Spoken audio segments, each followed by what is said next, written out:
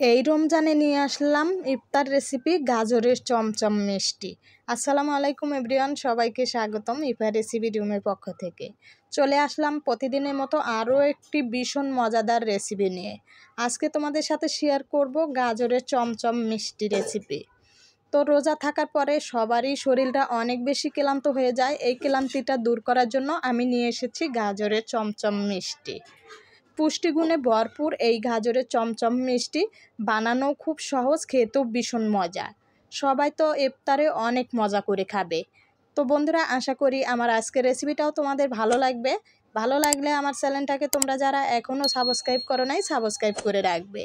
তাহলে চলো, বেশি কথা বাড়াতে চাই না, ভিডিওতে যাওয়া যাক।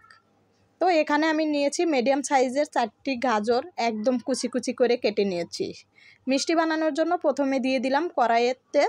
এখন আমি এখানে দিয়ে দিচ্ছি সামান্য একটু লবণ। ভালো করে গাজরটা আমি রান্না করে নেব। তো গাজরটা সেদ্ধ করার জন্য প্রথমে এখানে আমি দিয়ে দিচ্ছি 1 কাপ ফুটন্ত গরম দুধ। চাইলে তোমরা এখানে দুধের পরিবর্তে ফুটন্ত গরম পানিও অ্যাড করতে পারো, তবে পানির পরিবর্তে কিন্তু দুধটা দিলে অনেক বেশি মজার হবে এই চমচম মিষ্টি। এখন ভালোভাবে চাপ দিয়ে ডেকে গাজরটা সেদ্ধ করে নেব। যতক্ষণ না গাজরটা সেদ্ধ হবে ততক্ষণ কিন্তু কোনো রকম মিষ্টি ব্যবহার করা যাবে না। প্রায় 3 থেকে 4 মিনিট চাপ দিয়ে ডেকে রান্না করে নিয়েছি। এখন কিন্তু গাজরটা একদম সেদ্ধ হয়ে গেছে। এই পর্যায়ে এখন এখানে আমি দিয়ে দিচ্ছি 1 কাপ চিনি। চিনিটা দিলে কিন্তু এখানে আবারও দেখা যাবে পানি ছেড়ে দিবে, তার জন্য আবারও ভালোভাবে নাড়াচাড়া করে গাজরটা রান্না করে নিতে হবে। এর আগে দিয়ে দিচ্ছি এখানে আমি কিছু বাদাম কুচি। এখানে আছে কাঠবাদাম, কাজু বাদাম, একসাথে আমি এগুলো কুচি করে নিয়েছি। দিয়ে দিচ্ছি 1 চামচ ঘি। দিয়ে ভালো করে নাড়াচাড়া করে পানিটা শুকিয়ে নিতে হবে। তো সামান্য একটু দিয়ে দিচ্ছি এলাচ গুঁড়ায়, এতে করে মিষ্টির ফ্লেভারটা অনেক ভালো আসবে।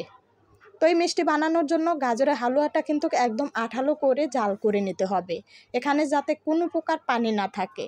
তো দেখো, এখানে কিন্তু পানি নেই, একদম আঠালো হয়ে গেছে।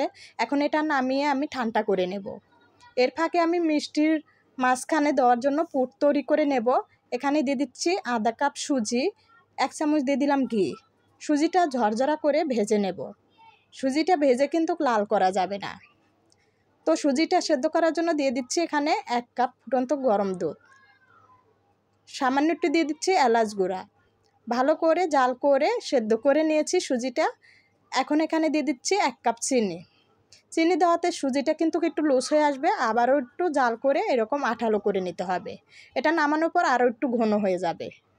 তো নামিয়ে আমি এটা ঠান্ডা করে নিয়েছি। এখন আমি এই সুজির পুরগুলো একটু লম্বালম্বি করে সবগুলো মিষ্টি বানিয়ে নেব। সাধারণত চমচম মিষ্টি কিন্তু একটু লম্বালম্বি হলে দেখতে ভালো দেখা যায়।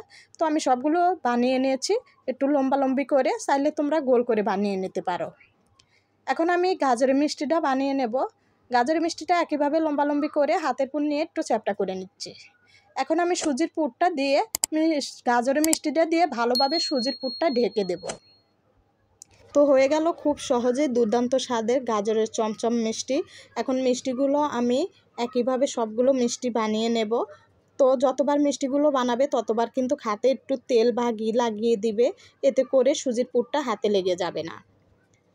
দেখতে যতটা নমনীয় দেখছো, খেতে কিন্তু তার চেয়ে ভীষণ মজা। বানানো তো খুবই সহজ।